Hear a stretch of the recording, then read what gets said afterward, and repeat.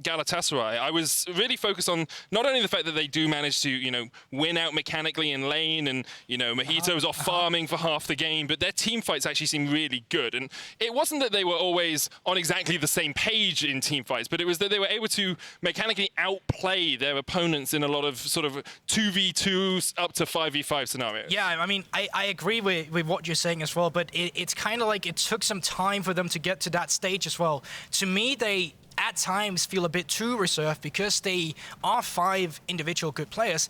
They don't always utilize that as a team. I feel like there are times where they could go a bit more proactive into it, but let's see what happens going into this one. That obviously has been a while since we saw Galatasaray towards playoffs, and I think it's going to be interesting to see how they match up against Beyond Gaming, who's not one that relies heavily on individuals, but their team play. Yeah, already Galatasaray going to take away the Irelia and Draven here from Doggo. Lee Sin banned away from Mojito. No real surprises. If you know Doggo at all, you know that he does love a little bit of Draven. And alongside that, Lucian removed by Beyond. Still, some champions we've seen shine through today. Misfortune has been seen in all the games so far, really. Not to the point where people feel like it's a ban-worthy pick, but definitely flavor of the day are play-ins coming into this one. Tryndamere is also a champion that is up and available, and I wonder if it's one of these champions that these two teams have set their sight on. It's really hard to predict, but apparently Galatasaray, they've done their homework on Doggo. This is the 2 of his best champions being removed here just because of how scary he is on them. Yeah, no real surprise is there that Doggo is the focus. So often the way that Beyond play is to funnel resources into Doggo to get him ahead and to allow him to carry when it comes to a later game team fights. Beyond here have a couple of bans. Well, the final ban is going to be the Amumu away from Zergstin. Really looking forward to seeing how effective Zergstin can be on the world's stage. And Misfortune first picked here. Usually we've seen it on the red side. In fact, every game so far, I believe we've seen it on the red side. And we will jump out of the lobby quickly and get on in as soon as we can. Client couldn't handle it. First pick Misfortune, that was too much. Is this season 2 again? All the way back. But no, I think it's very interesting. We had a brief chat about it before we finally got into Champs. So like, this matter of what teams prioritize, and Misfortune really, ever since these small buffs just came to Yumu's with lethality all of a sudden being something you could go for again, just has seen a lot of play. I don't think we've seen it to the extent of why it's so OP just yet, because I know a lot of teams prioritize the champions because as soon as you get to that first item in the mid game, your bullet time will just shred. But we haven't really seen that full extent of the perfect placed bullet time. It's still been very chaotic fights coming into it, and I think a lot of these fights we've seen so far have relied on some assassins or some of the engagers to come through from the supports before this bullet time really matches up with it. Yeah, that sort of perfect wombo combo is always a pipe dream when it comes to this sort of stage of play, because people are so good at avoiding getting caught out in that sort of situation. We are going to get back on into draft as soon as possible. Picks and bans will be the same up until that point, and we will see where the draft goes from there. Of course, both these teams do have some of those pocket picks that we've been talking about a little bit. Volibear across towards the side of Beyond. Husha loves that. 3-0 on that in the regular season. And it's also just because of the style that Husha does have with these champions. He is one of those junglers that doesn't mind skipping his own camps, trying to get a lane ahead. It's the style, and you know, that's why Volibear has been such a key pick for those players as well in the past, just because it's super easy to go for dives. It's super easy to just run in and stun them, so make it simple. And once again, the PCS in general, a very early kill heavy region, so having these early skirmishes, especially specifically in the jungle as well, does help you going into a draft like this. So it's going to be interesting to see what they are picking up, but so far all we know is that Misfortune first pick. Yep, that's all we know for now. We'll get there in just a second. It is interesting to see that sort of clash of styles though, because PCS is incredibly bloodthirsty. PCS loves high kills, lots of action in the early game. I think they're the highest combined kill a minute region of any region attending Worlds. TCL not so much, Galatasaray especially not so much, much slower, like to wait out the game towards those team fights and then play those well. And I'm wondering if Galatasaray will be able to inhibit Beyond from having that strong early game that they're so well known for in their region. Well, you definitely have some team fight aspect already with the Misfortune bullet time to come through already, and we have seen rather some good trading patterns to come out from this champion as well against the Lucian earlier today. So it's going to be interesting to see what respond round will be from the side of Beyond Gaming. It seems like they are prioritizing early AD carry rotations for themselves, and it is going to be the Ezreal champion we've already seen twice or 3 times already, if I don't remember too wrong. And then these early skirmishing junglers we already talked about, they are coming through from Husha now with the Sin Sour being locked in. Yeah, it's his most played across the course of summer. 10 games on it. Collectively, he won 7 of those. And of course, with PSG in your region, you're going to have slightly skewed win-loss ratio on some of these champs. Beyond actually played 12 games against PSG across the course of their summer. So not too surprising that you have lost some of those. There's Balulu's Rise. We've seen it before at international competition. One of his most comfortable picks, his ability to get out and around on the map, is so impactful. Yeah, and then you have Mojito now going on to the Kiana, so the 3rd time we finally get to see this champion. But Balulu and Rise, that is so pivotal as well from Galatasaray, because if you're not able to shut this man down, the priority that he is gaining in the mid lane is what they're playing off as well. It's the fact that he can move, it's the fact that he can play for the jungler, and having this ability is super pivotal. But obviously, there is ways to challenge this. I'm not going to talk about hovers until this is locked in, and that's the reason why, because that is not a Yone, that is Orianna to come through instead. It's got hard baited by Mawan. Can't believe you do this to me, man. Hadn't played Yone at all, so I guess it's not too surprising that he didn't want to bring it out. He did get some buffs going into this patch, obviously. He definitely did, and we've all seen tracking the pros where Yones have been tearing up the rift. Orianna will be locked in though. Works well, of course, with the Xin Zhao. You jump in, Crescent Guard if you want, and then you can use that Shockwave alongside it. Works incredibly well. Moving into the second phase, looks like supports are going to be banned out. I like the Leon ban. That long-range engage potential just stops Doggo from ever being in a position where he can really be caught out. It's also taken away some comfort from Zergsting. It's also taken away what you match up so nicely with the Misfortune. You already took away the Amumu, now you take away the Leona, so there's no real CC change to come through immediately after as well. But there obviously is still a lot of supports that can do the same. You have the Nautilus as well if you want to lock someone down that can be removed, or else you could just start to prioritize the enemy top laner instead if you feel like that you want to have the support counter pick for your bot lane for Doggo, because as we already talked about, PK has been subbed in here instead, so he can go for a weak side tank instead, and therefore you can just get rid of the Jace and blind pick for yourself. It is interesting that Beyond decided to sub in PK for this game. It might just be a holistic team composition thing, but Crazy has consistently been a guy you can catch out on the side of Galatasaray, and I would have looked to Liang as the guy to do that. Like, his laning phase is strong, he's a very well coordinated with Husha, whereas PK tends towards the more tank-orientated play. Yeah, and if you don't know who Crazy is a Korean top laner, has played in the LCK for the likes of BBQ as well in the past, so obviously a laner with some experience, one of his first internationals though, so obviously there is the takeaway you can take away from that if you want to, but going to Beyond Gaming's 4th pick, it is going to be this Braum coming in, and I think it's a really valid pick into Misfortune. You can nullify this bullet time by just tanking it up with your shield all by yourself. Galatasaray now need to find a support and a top laner to answer this Beyond composition. Top lane's pick saved for Beyond, so they have counter pick up in that lane. And Galatasaray have a few different options. Bard for Zergsting. Okay, baby. Yes. Oh, man. Zergsting's Bard is something I have watched for a very long time, and I've been saddened every time I see that he doesn't make it to the world stage, because it is so good, it is so well known, it's one of his signature picks.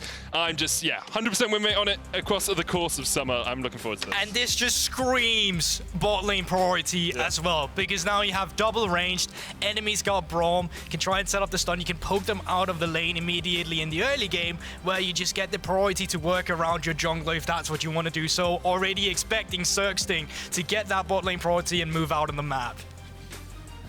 Currently with the cannon locked in for Crazy in the top lane, it looks like it's going to be a Gnar here for PK. He has been to Worlds before, was on GRX a couple of years ago, but instead it's Jarvan in the top lane. PK will be bringing the standard of Demacia up into that lane. And this is interesting because we theorized that PK would bring in a tank instead, where you would play towards the bottom side, but when you look at Beyond Gaming's composition right now, all it really screams is that we're gonna leave bot lane alone. They're gonna chill a bit. We'll move up towards the top side and we'll punish the cannon, because that's why Jarvan is picked into cannon so frequently. No dashes on this champion. You have to move your speed, but if you do not have flash and you're caught in that cataclysm, you can maelstrom all you want, but it's still super easy to pick up a squishy cannon. Crazy. I did say that he could be the focus. He's often caught out in the top lane, often overextends in the early game. It looks like Beyond Gaming have agreed with my assessment And as we get on into the game, they'll be looking to catch out Crazy. Galatasaray, as you say, have that bot lane prio, but I do wonder how much we're going to see Mojito do on this Qiyana in the early game, because Qiyana is a champion that can go for those early ganks, but is also very happy just scaling up, getting, you know, level 6, level 11, getting that supreme display of talent, and then dominating team fights by just pushing people against the wall. It's going to be interesting because it also begs the question that are we actually deciding to now be more team-oriented with our plays? Because if you have that bot lane priority, if you have Zergsting moving on around the map, able to get mid lane priority, you're able to put dives up towards the top side. You're able to go counter jungle together as a unit. And obviously, when you have a champion like Qiyana, skirmishing in the enemy jungle is your absolute best territory for a fight. So what I would love to see from Galatasaray is that when they get the priority, they try to invade camp respawn timers. They try to invade on blue buffs or red buffs when they finally have that level 6 to really benefit their composition with what they have here.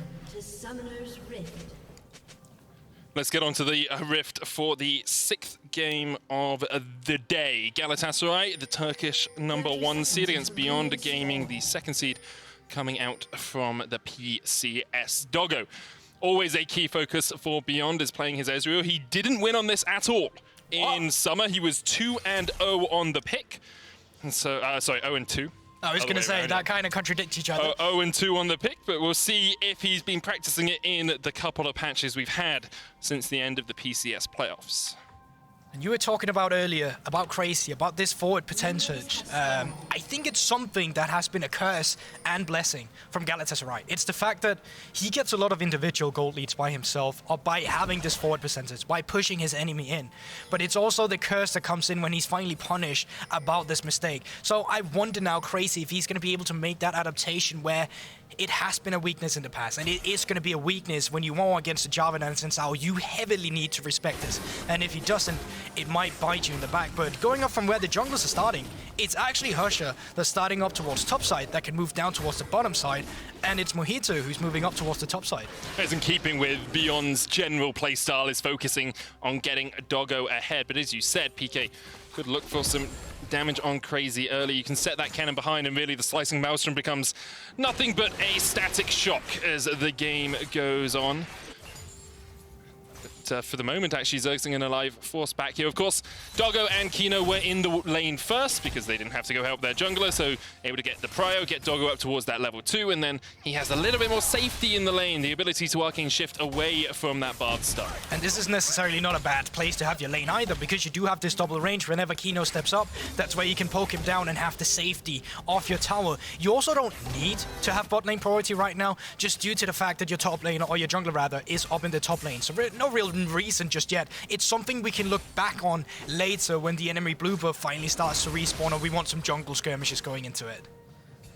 Mojito's actually skipped his entire top side apart from the Grom. He hasn't gone blue, hasn't gone wolves, hasn't taken his Krugs. He's only taken 3 camps so far. Level 3 though, and he's looking for a dive onto PK now. Flag and drag will be available. Question is, does PK expend anything trying to farm? There's the Q. Dragon Strike has been used, so there's no flag drag combo. Crazy could look for the stun underneath the tower. Here's Mojito catching the wave. TP coming in as well from Galatasaray. Counter TP, immediately burnt.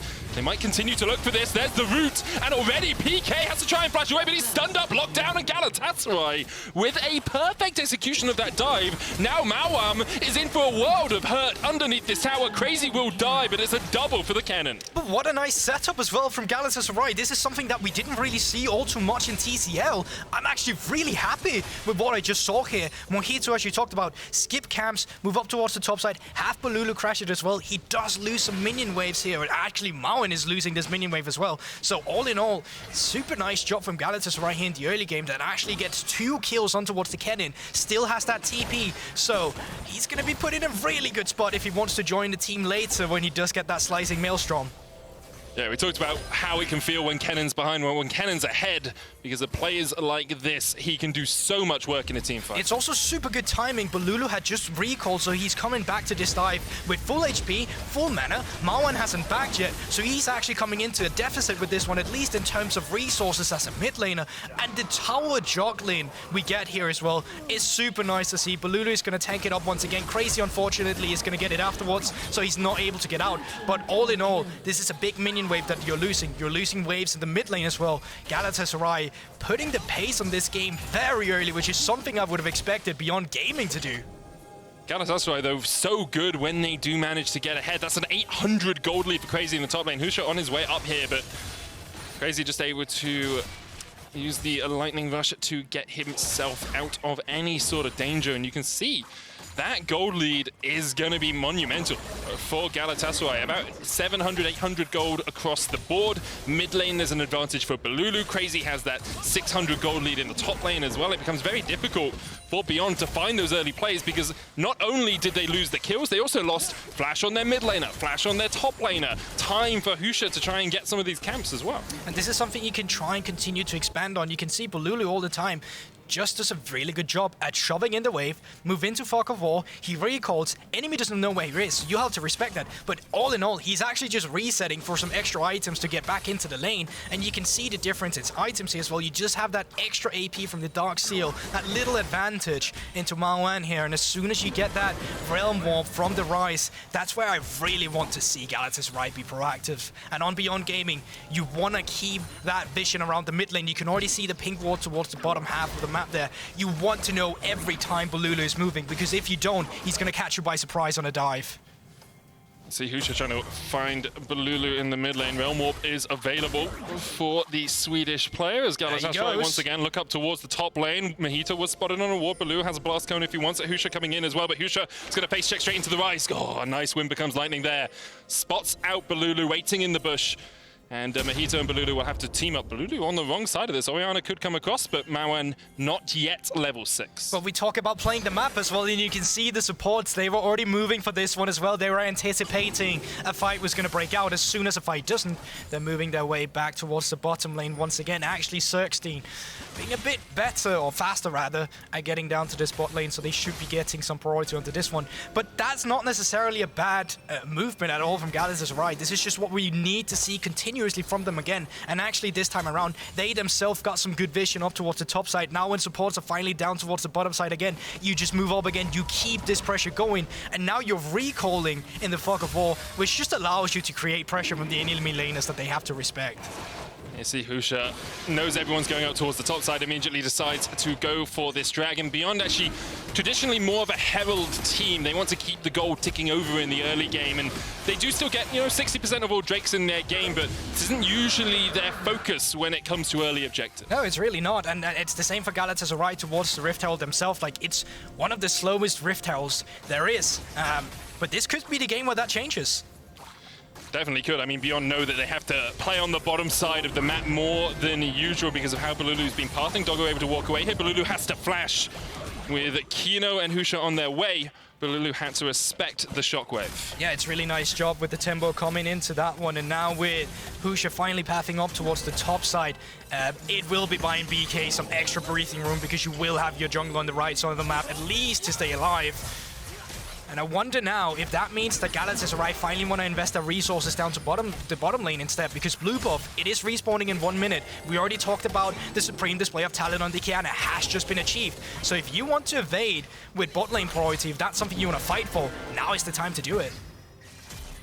We'll see what Mahito decides to do. Usually relatively inactive in the early game here, out to a quick 2 assists towards that top side of the map. Of course, Doggo on this Ezreal will be very hard to lock down if you do look towards that bottom side of the map. Galatasaray will know that, will want to try and burn his Arcane Shift or his Flash early on. For the moment, haven't been able to get either of those abilities out. It's the one thing to look forward to, at least if you're a Beyond Gaming fan towards the mid game, is Doggo, because he outranges basically every one of them. Obviously, there is the bullet time, but you have the Arcane Shift to dodge out on that. So if you can put yourself in a position where the enemy can't get to you, well, realistically speaking, Doggo is the only one that's going to stay out of this range. Obviously, you can argue for the Orianna as well, but easier for the Ezreal with the Arcane Shifts and the Mystic Shots, of course. Yeah, and if there's any player on Beyond that you want to be in a good position to stay safe and put damage down in a team fight, it's probably Doggo. You can see high damage a minute, leading in his lane in terms of CS, high gold at 15-minute mark as well.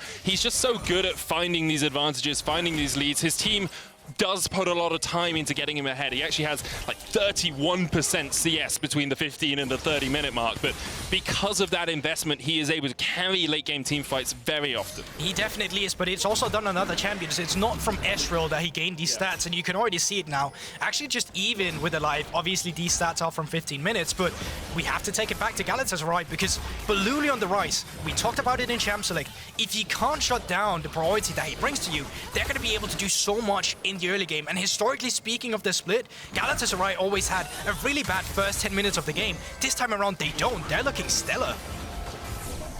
Perhaps able to stop any possibility of Beyond focusing the top lane with a top lane play of their own, and now stalling the game a little bit, getting farm, getting to these first completed items. Mythics on their way across the board, and PK has to be careful. There's the Root Supreme to say a talent into the Slicing Maelstrom, and PK doesn't have a moment to react. TP's coming in from Mauan, but you can see Balulu TPing in himself. Realm Warp's going to chase them down. Mauan does have the Shockwave, flashes away, pulls Balulu back, but where's the rest of the team? Husha is on his way. Rift Herald going down in the top lane as well as Husha comes in. Crescent Guard available. That Rift Herald should charge in and just take down this tower. Flash forward from Husha, will take one. He's looking for two as Balulu is able to walk away, and the Rift Herald charges into the turret. Yeah, they get the kill and they do get the Rift Herald into the turret, so still all in all very much worth it from the side of Galatasaray. Zergsting up here as well with the bard as well should it be necessary, so you need to be careful. If you overstay, you're welcome here, but I think the play is going to be over from this one, and the resets will have to come through soon as well. There is 1 minute and 20 seconds on towards the Baron. Crazy, he held on to the TP, so now you have a top lane on Galatasaray that you can push out super far, and then you still have the TP flank with Crazy that he can join a fight with. With Alive picking up the Kraken Slayer there as well, we are starting to see those first mythics. Gore Drinker for Mojito. Crazy expect to go towards the Hextech Rocket Belt on this cannon. 3-1 now, and there's the Rocket Belt complete. But you also take a look around the vision right now. You can see the pink towards the bottom lane. The deep red wards right now towards this Drake is still in favor of Beyond, but if you want to fight this, you don't have the mythic items. Right now, there's no Gold Drinker on your own jungler. They're looking for Balulu though, no flash. Balulu doesn't have flash, as you say. Temper Fate coming out as well. There's a Shockwave. Balulu trying to walk away with a double flash follow. A single flash follow there from PK. Crazy did TP, but he didn't have the Slicing Maelstrom, nor had a flash, so decided just to back away underneath the tower. And that is super nice from Beyond here. That's how you kind of cheat this little disadvantage you were at. But still need to be careful if you get caught off guard by an individual member going into this one. It seems like they don't want to set up the Drake. And Balulu, he is back on the map in just 2 seconds. So it should still be Galatasaray that can start moving out of the map now. And just a delayed Drake rather than a Drake going over to Beyond Gaming. The good thing for Beyond, though, is, of course, they got the TP out of Crazy there, so he's not going to be able to TP down to a Dragon if it happens. PK still has his. Doggo also has a TP on this Ezreal, something we don't see too commonly these days. Usually, Ezreals go for, you know, a heal or a cleanse in that bottom lane, but here, knowing that he's relatively safe in the lane, he can just take that teleport to get around the map and get even more gold in his pockets. The thing is, this time around, though, Crazy did expend his TP. So what Crazy has to do now, if he wants to join the fight, push in the top side, move down towards the Drake instead, and then let PK join the fight with his TP instead. You just mentioned Stoggo TP. Well, there you go. Here he is, just coming back with his Divine Sunderer. First item already complete on that Ezreal. A 2,500 gold lead, though, for Galatasaray. They do have the setup around this Dragon, but it looks like they will retreat from it for the moment. Husha stepping into this bottom side river, trying to get himself some vision, teaming up with Mauan and Kino here just around the corner. Now, there is a TP ward behind Beyond, but no TPs for them to expend to actually utilize that extra bit of vision, an extra possibility of a flank position. Well, you always have that Realm Warp. You can always just put the cannon into that one, put him behind the enemy team, and then let him get into the fight. You can see they've actually grouped up here, so no TPs are going to have to be expended. And Galatasaray, they're trying to clear out the bottom side vision. They're trying to make sure that there's a Fog of War where Crazy can join a fight for, but he doesn't have flash, so it's going to be hard for him to get inside towards the back line of Beyond. Yeah, no flash on Mojito, no flash on Crazy. Does make this a little bit more tricky. We'll see if Zergsting can put a good tempered fate down. Mojito in a flank position here, but is on a ward. Beyond actually look like they still might want to take this fight. They've already taken the Dragon. They don't really have to take anything more. They will start to retreat towards where their own blue buff would lie. Galatasaray with the pressure in the mid lane, with the priority in that lane. Beyond having to take the long way round, but no plate will fall. Two-shot barrage comes out, clips the back of Zergsting, and they will just walk away. So Dragon taken there for Beyond. Galatasaray unable to find an avenue to approach. Yeah, so this kill-heavy region we talked about, Medic, not really something we get to see right now, and I think a lot of that is once again the reason for Galatasaray just choking out their opponents with the priority that they get, and then they let Mojito run around into jungle, trying to get a jungle lead for himself. You can already see it on the Kiana, just taking away all of Hush's camp while they have the priority. They gained the mid lane priority by pushing it in, but Lulu has it towards the top side, so realistically speaking, there's not really a response you can get from Beyond. For the moment, though, Beyond just seem to be happy putting up some defensive walls and just catching waves as they are pushed in towards them. They're not really losing too much. You know, a camp here or there isn't the biggest cut, the biggest wound that you have to stem the bleeding from. Instead, they are willing to give up, you know, a red buff as long as they're not losing towers, as long as they're not losing too much CS on the rest of the map, and as long as they can get Doggo some of this farm so he can get towards, you know, second, third item on the Ezreal. Yeah, definitely. That's what they're playing for. But, you know, one camp here and there, it's becoming more than that, really, here at this point. It's a level advantage now on Mojito. Once he reaches level 11 on the Kiana, that's where it starts getting really dangerous. I think Crazy was just looking for the slicing maelstrom there. Does have the flash to get away. Mauan's on the chase. True Shot Barrage won't catch him out, and with the Hextech Rocket Bear, who will be able to get away. TP there from Mauan, perhaps a little bit too eager to try and get down towards the bottom lane. Crazy didn't really have any backup, and was just going for a bit of a chunking maelstrom more than anything else. Yeah, and you know, it's not really the Beyond I'm used to seeing here as well. This is usually a team that's more well composed, has a lot of good comeback mechanics. In some of their victory against PSG, they won them while still being at a deficit as well. They're usually a team that does really well at playing two side lanes or playing towards the setup with their CC. Right now, we're just not seeing that. Right now, the only leverage you're really waiting for is that scaling towards the late game. It's waiting for your Orianna to get those items. It's waiting for Doggo to be in a comfortable position. And I don't know if we can actually see the gold, but I'm pretty sure Doggo has been sitting on this Divine Sunder and tier for a very long time, so he must be hoarding a lot of gold right now before he wants to back for these items. I expect we'll see him go back and get that next item soon. Of course, things like the Manamune, the Seroda's Grudge, very strong on the Ezreal. There we are. Parts of it, Caulfields and a longsword picked up for Doggo. And I do want to talk a little bit about how Galatasaray tend to play it from this position, because when they get towards the mid-game, like through towards, you know, 15, 20 minutes with a lead, they are very good at closing it out. In leads, they have only lost one game across the course of summer. If they had a lead at 10, they were 12 wins, 1 loss, 15, 17 wins, 1 loss, lead at 20, 19 wins, 1 loss. Right now, we're sitting at that with lead at 15 mark, but if we get up to 20, it becomes even more favorable for Galatasaray. Statistically speaking, yes, but this is where I think the stylistics of the two teams starts becoming interesting as well, because what we've seen from Beyond in the past is that they do have comeback mechanics, and what we've seen from Galatasaray is that they're very slow at closing out these games. So despite having such a good record with a gold lead, the average game time for them in wins is 33 minutes, and that's quite slow for this meta that has been very proactive. Remember, this is back from patch 11, 15, 16 as well, with the explosive junglers as well. So it's going to be curious to see how well they can solidify this lead and keep it while still, you know, being a bit slow as we've seen them in the past, or see if they're actually going to amp up the pace a bit. As you see, Beyond able to store this out pretty well. Mauan took the bot lane tier 1, now looking for the top lane tier 1. Gold still about 2,000 in advantage for Galatasaray. They definitely still have the lead in this game right now, but you have to expect they will want to look for a fight. And the issue for Galatasaray, and the issue a lot of teams face at this point, is they've invested a lot into getting their cannon ahead, into getting this team fight threat ahead. However, because of that, they gave up early dragons. And so Exactly. Yes, take it away. I'm not going to take your point. No, go on. Do it. I was like, yes, he's right. He's spitting facts, and you are, because I was just about to mention it. Yes, there's a Drake coming up in just a second, and yes, you could threaten a team fight around it.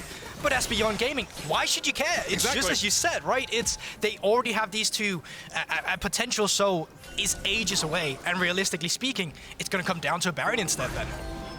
It's definitely what we expected. We are 1.5 minutes before that Baron does spawn. I don't think either team will really want to take it immediately, but actually it looks like Beyond may be looking to set up for the soul themselves. Perhaps think they're in a strong position. Double Gore Drinker, Ludens, and Divine Sunder complete. Mojito's on a ward here. Will Beyond look for the chase? One of their issues, of course, is the speed at which Galatasaray can collapse. Manamune now complete on Doggo, but the Realm Warp from Balulu can get to any fight in any position relatively quickly. It's not entirely global, but if you get about a quarter of the way up the river, you'll be able to get towards mid lane. Beyond going to start up the Dragon here. Mojito still on a ward. Because he has the Rift held, he can't actually sweep right now. Now he's going to step forward, but he's still on a ward. The Dragon's almost gone. Mojito going in. There's the Temper Fate onto the Dragon. Oh! Supreme display of talent onto the backline. Here comes Crazy. Blue team steals the Cloud Drake as the fight really begins. Galatasaray take it. They take the fight. They clean it up. Husha forced down towards the bottom side of it. Mojito will chase him down. It's a 3-for-2 in favor of Galatasaray, and they took the Dragon. And that is the team fighting we talk about with Galatasaray as well. The fact that Mojito, despite being on vision, is able to find that supreme display of talent with the slicing Maelstrom to follow up. We still see some light on Doggo, but in the end, Galatasaray solidified that fight with stealing the Drake by cleaning up the fight, and now Rift Herald, as you mentioned earlier, pushing in the mid lane. Charging forward with that Rift Herald, won't be able to take down the tier 1, but a 3,000 gold lead now for Galatasaray, and you can see just how strong they can be in some of these team fights. It is where their bread and butter comes from, mechanically outplaying their opponents in team fights. You saw there, Mojito was on vision the entire time he walked around in this Axe Effect replay. Yeah, but a Cirque's thing as well, you know, so crucial to get away this Drake, where it's super easy from there, Mojito, to steal up the Drake afterwards. And you know what? We were questioning even starting this. We were saying this is fine, but beyond, because they don't have to start up the Drake. They don't have to play into the lead that Galatasaray is having right now. But you know what? They decided to do it anyway. And they paid for their hubris, thinking that they could take the fight. Doggo did survive, but just didn't have the time to put the damage down because, of course, you have Supreme Display of Talent, you have the Slicing Maelstrom. All your thoughts are on escaping rather than putting the DPS down in a fight. And all in all my question marks as well about Galatasaray kind of just vanished as well, because they had the better setup. Bot lane was pushed out by Balulu. Mojito, despite being spotted on vision, came from a flank where the others weren't. And it's the fact that they closed around Beyond Gaming and were able to take them on from multiple fronts with their AoE ultimates. If you're not able to stop this as Beyond, if you're not able to front to back with the Orianna and Ezreal, you're just going to get collapsed on, as we just saw. You can see Mojito continuing to try and find pockets of vision where he can catch people out. For the moment, no one really working on this side of the map. Maybe he's just going to look towards catching out Mao, and Shockwave comes out. Balulu will have the Rune Prison available. Spellfox doing a little bit of work there onto Mao, who continues to dance in and out of this bush. Husha on his way. Mojito now on the wrong side of the rift, but with no Shockwave available for Mao, should be pretty easy for Mojito to escape. And all in all, we are just at a moment here where you're kind of just looking once again to steal away the camps when they respawn, to try and fight around that rather than just having to start up the Baron, because right now on the side of Galatasaray, you don't have a tank. You don't have someone that can just start it up and then bait your opponents to come into it. So if you get an extended fight around Baron, it may well go wrong from you. And that's why it's so slow. That's why this setup needs to be right. But TP coming in now from the side of Orianna. PK going in for the fight. Crazy there with the Slicing Maelstrom as well. But the Cataclysm will lock Crazy in spot. This is what they wanted to do in the early game, but they just can't get the damage down. Balulu once again comes to save his teammate. Temper Fate goes wide, but the rest of Galatasaray are here. Mojito takes one. Mao, you pop the stopwatch, but you're going to get popped immediately afterwards. Crazy gets his 5th kill of the game, and the chase is on. Realm Warp behind them. Husha diving in, looking for a live. Balulu going in on towards the backline, trying to catch out Doggo. Mojito there with the stopwatch. You can see Balulu just surviving, but Doggo takes the double. And perhaps a little bit too greedy there from Galatasaray. Yeah, going forward right into Doggo. The one member who's performing on Beyond, and they might not be done yet. Crazy's still very low, doesn't have that Slicing Maelstrom. So let's see, there he goes. But it looks like they're just going to be able to get away from this one with the Bard Portal as well. Doggo not able to fully utilize his pressure on the Ezreal just yet. They're respecting it on Galatasaray. But once again, you have to keep the threat of Doggo in the back of your mind every time, because we see it in these fights. He still does so much damage, and he's able to excel his pressure in it. You have to be aware of where Doggo is at every single moment. Crazy caught out a little bit at the start, but he manages to survive for a long, long time. This is usually one of the things that Beyond does so well when they are behind, is the fact that they collapse on one member with 2 of their solo laners. but they just don't have the pressure to actually nuke him down immediately. They didn't even have the shockwave, so while the channel does come out with, well, the little siesta hat there for yourself, not much really came out of it, and it's the over-chase from Galatasaray that really becomes their undoing. As soon as they dive into Doggo, they just don't have what it takes to take him down, while Kino is by his side on the Braum. And you can see how Beyond can win out in some of these fights. The question is, will Galatasaray give them another opportunity like that? Because that was the Turkish #1 seed just going a little bit too deep. They didn't have to do that. They could have just waited at the back line and be like, okay, Doggo, you can walk away. We've got you. But now he has Frozen Heart finished. He's got the Manamune fully stacked up. He's got Divine Sundra. He's 3-0 on this Ezreal. And he becomes a lot trickier to lock down as the game goes on. Obviously, having that Frozen Heart does give you a bit of extra AD with the Manamune as well, but there's still the AP threat you need to be worried of. Crazy diving into the back line, Balulu obviously on the rise. You need to have perfect positioning to make sure you won't get caught off by these types of damage. Well, Galatasaray going to give up their mid-tier 1. Mojito waiting in the wings once again. I've been wondering if we've been watching Solid Snake this game as he continues to look for these flanks, continues to hide in the darkness. It's Galatasaray, not Infinity Esports, playing against Beyond. 2,000 gold is still for Galatasaray as we set up around this dragon. Yeah, but this setup right now still requires Beyond to start up the Drake first, and they're starting it out without checking that back first. They may... Oh, they have the pink ward behind them now, but Mojito, he can wait around for the perfect moment. Just doesn't seem like it's coming. Xerxing still has a Tempered Fate. Are they going to use it? They use it a little bit too late, but they still get Mauan. Doggo's going to jump away. Mojito trying to get in, but Pika's going to lock him up, and Beyond look like they just want to back away from this fight. It was a perfect position, but Galatasaray just couldn't get close enough. Yeah, that was the perfect troll call from the side of Mojito if he could get in there with the Kiana, but obviously didn't have the means to close that ground. So now Beyond Gaming on Soul Point. It is still Cloud Soul, so it's not the most valuable one you could get in terms of trying to come back, but obviously you take whatever extra resource you can get in the game. I don't mind a Cloud. Oh, Ezreal jumps in. Mojito could just look for the supreme display of balance as he tries to catch out the Ezreal, but he just doesn't have the damage. The Frozen Heart working overtime, but Crazy flashes in. And in the end, it is Xerxing who takes the kill. All of Beyond tried to dive in and save their AD carry. And Crazy may have gone a little bit too deep here for Galatasaray as the chase is on. Cataclysm coming out as well. No shockwave available, but the bullet time will rip them to pieces. Mojito takes a great bit of positioning there from the Galatasaray jungler. And with this, they should be able to try and threaten the Baron while the jungler is still alive from Beyond with Hujia here. They have 4 members, but Lulu still loads of mana on the rise, and he can take down this Baron really fast. So let's see what Beyond Gaming, do they want to threat a possible contest, or are they just forfeiting this one? Waiting perhaps for the shockwave to be back up. It is now for Mauan. They're going to be too slow. Hujia going in, you say they'll be too slow, I agree. Passage will be used. It's a magical journey for Galatasaray here to Worlds, and a magical journey as they take the Baron, and we'll see what they can do with this Red Bull Baron power play. Resets will start to come out now, and speaking of resets, let's have a replay coming in here. It's just super... Shut up. It's just super nice from Mojito with the flank that he finds himself in. And you know what? It's almost deja vu. Last time there was a Drake objective, Mojito went into the enemy red buff as well. It's kind of just like their bread and butter by finding these flanks with their priority, rather. And you gotta give credit, once again, to the team fight potential we see of Galatasaray, because once the Jarvan locks too far forward, we see the Misfortune just making sure that he's locked in with them and not the opposite way around. That's what Galatasaray do so well. Their team fights are incredibly strong. With the Baron now, they can continue to push in, but you can see in the TCL, they had an almost 2 KD in team fights. That means for every time they died, they got 2 kills, which is really, really impressive. I can't stress, most teams, you know, about 1.4, 1.3.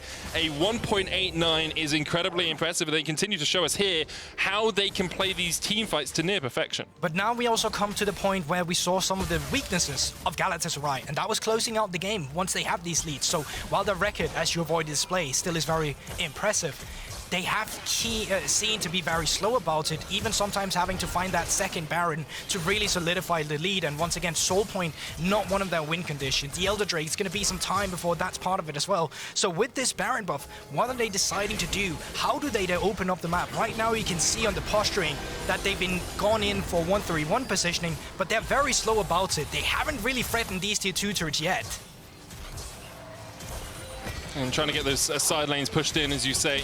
Both Balulu and Crazy are kind of aligned in their positioning in the lane. Balulu's actually going to back, does have TP if he wants to rejoin any fight that might happen. But as you say, Galatasaray really not pushing the tempo too much. Baron will expire in about 50 seconds time, and all in all, they've gained an extra 300 gold or so on top of the amount that you get for taking the Baron.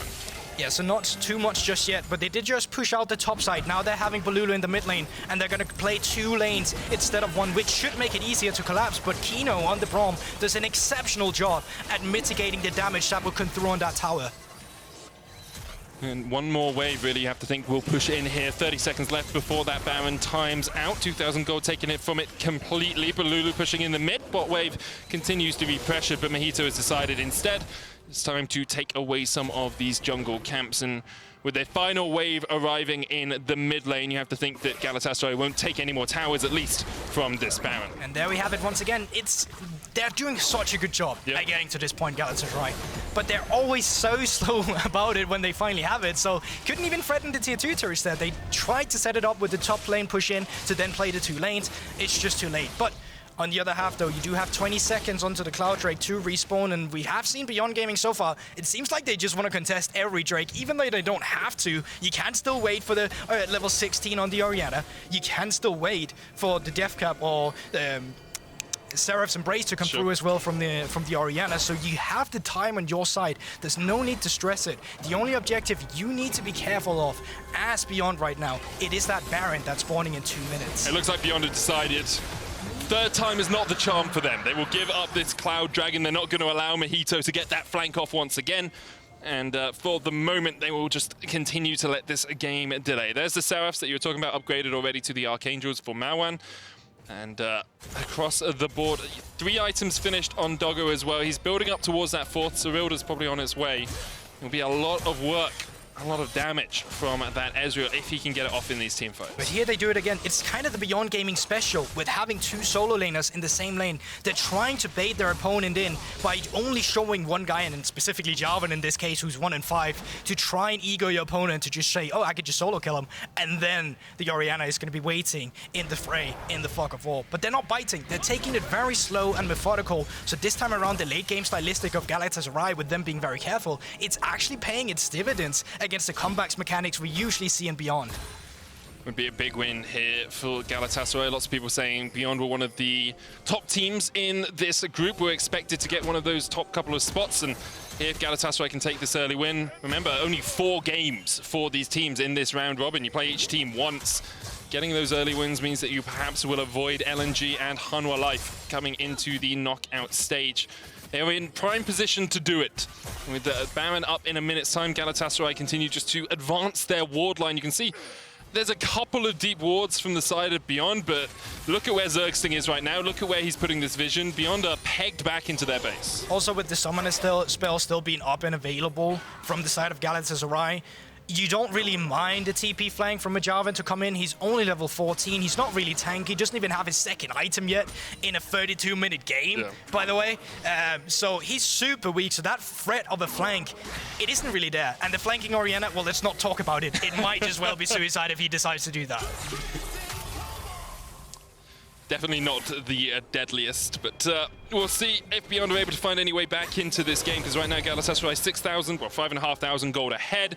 Alive has finished 3 items. Balulu's in a very strong spot on this rise as well, perhaps. Beyond could go aggressive. Mojito forced back just a tad, but Beyond really not able to find too much. They're setting up around this Baron because they know they want a little bit of deep vision before it spawns at least, so they could look for one of those flank positions. Right now, They're hoping that someone from Galatasaray oversteps, but Galatasaray have no reason to go into this quadrant of the map. They know that the Baron isn't being done. Crazy's chunked out a ton there by Doggo. And that was just a little taste of what Doggo might do to you in these team fights. Luckily, from the side of Galatasaray, there's no blue buffs, so Doggo won't be able to just fire Mystic Shot after Mystic Shot after Mystic Shot. But he does have a ton of mana on him. And I wonder, with the resets coming through, are they just going to thread it? Yes, they are. It might come down to this Baron started up by Beyond themselves. But Crazy has such a good TP ward here as he's going to come in. Beyond may want to turn this before Crazy can join the fight. Kino stepping forward, who should there as well. There's the Cataclysm onto Alive. But Melissa goes in with a supreme display of talent. Triple stopwatch popped. Who's going in? Crazy on the backline. That slicing Maelstrom was so beautiful. Sublime team fight from Galatasaray. A clean ace from the TCL. Despite Zergsting ulting away the targets that was about to be supreme display of talent, Crazy still finds a crazy position to come in with the slicing Maelstrom. And that is just the strength that we have been talking about in Galatasaray. It may be slow, but it's finding these leads in the individuals and then find that final fight towards the late game where you just outplay your opponents with your lead. This is the style of Galatasaray, and they make it work with what I'm quite comfortable to say is an upset against Beyond here. That was a beautiful final team fight from Galatasaray. The TCL #1 seed will take their first game here at Worlds and perhaps are starting a bit of redemption after Istanbul Wildcats had a disappointing performance at MSI. Beating out the PCS #2 seed is a strong start for Galatasaray. Especially because a lot of analysts and people in general coming into this one set Beyond Gaming, you know, went toe-to-toe with PSG in the PCS, or PCS rather. So them coming in with a statement game like this